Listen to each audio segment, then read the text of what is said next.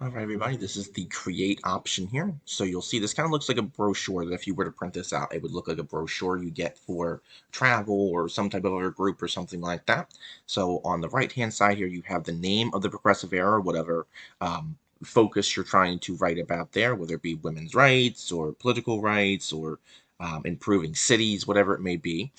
Then you can insert a picture or pictures to draw attention to it. How do you do that? You might be asking. It's very simple again. You simply go up to insert at the top of the Word document toolbar and you can click insert pictures.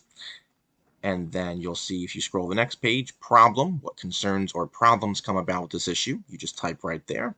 Solutions, what ideas or plans does your organization have to solve these concerns or problems? And then call to action, how does your organization plan to accomplish its goals?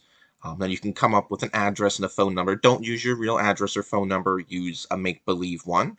And then back up top here on the back side, importance, explain why this cause or idea was important to changing or impacting the country.